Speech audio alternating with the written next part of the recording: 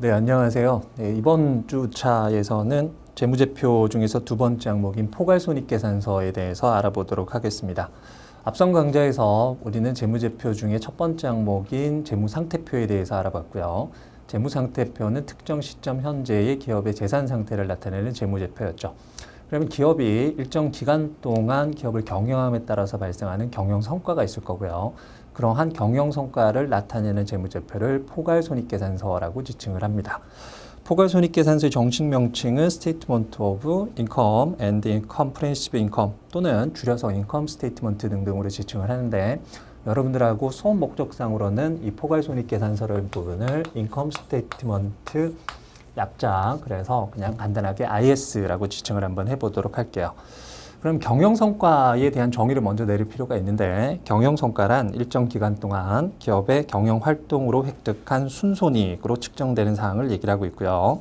해당 기간이 하나의 회계기간인 경우에는 당기순이익 또는 손해가 발생을 했을 경우에는 당기순손실 등등으로 표현이 되고 있는 방법입니다. 그러면 이러한 당기순이익 또는 당기순손실을 측정하는 기법이 어떤 것이 있을지 이것부터 먼저 말씀을 드려보도록 할게요. 일단 손익계산의 방법은 크게 두 가지 종류가 있습니다. 첫 번째는 순자산비교법이라는 부분이 있고요. 두 번째는 거래기록법이라는 부분이 있어요. 그래서 이런 경영성과를 나타낼 때 우리는 두 가지 방법을 이용을 하게 됩니다. 첫 번째 말씀드렸던 바와 같이 순자산비교법이라는 부분이 있고요. 또 한 가지는 거래기록법이라는 두 가지 방법을 이용을 하시게 될 건데 결론적으로 말씀을 드린다면 포괄손익계산서의 계산과 관련해서는 거래기록법이 주로 이용이 됩니다. 근데 이러한 거래기록법을 학습하기 전에 우선적으로 여러분들이 구조를 확인하기 위해서 순자산 비교법이라는 부분을 먼저 확인 한번 해보도록 할게요.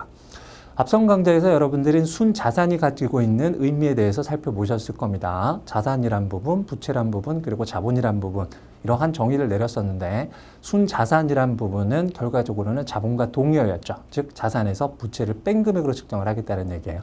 그럼 일정 기간 동안의 경영 성과에 해당했던 부분도 일정 시점의 순자산과 그리고 끝나는 시점 또 다른 일정 시점의 순자산 금액을 상호 비교를 함에 통해서 얼마든지 이게 측정도 가능하다는 얘기가 될 거예요. 간단한 사례를 한번 들어보도록 하겠습니다.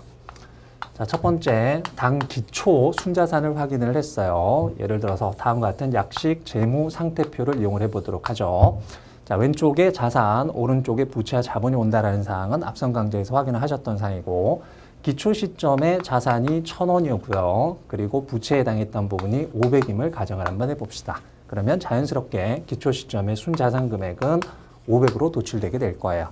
그리고 한 회계 기간 동안 열심히 경영을 했죠. 그래서 기말되는 시점이 도래를 한 겁니다. 그래서 기말 시점의 재산 상태를 다시 한번 확인을 한번 해봤더니 다음과 같은 결과값이 나온 겁니다. 부채에 대한 변동은 전혀 없었다라고 가정을 해보고요. 그리고 자산 금액은 1,200이었다라고 가정을 한번 해봅시다. 그러면 순자산 금액은 700으로 계산이 되게 될 거예요. 이 부분을 굳이 재무상태표가 아니더라도 여러분들 상식적으로 생각을 해보실 수 있는 사항이 있죠. 예를 들어서 올해 초가 됐는데 여러분들이 1,000만 원만큼의 돈을 갖고 있고요. 갚아야 될 금액이 500이 있었으면 여러분들이 순수하게 갖고 있는 돈은 500이 될 겁니다.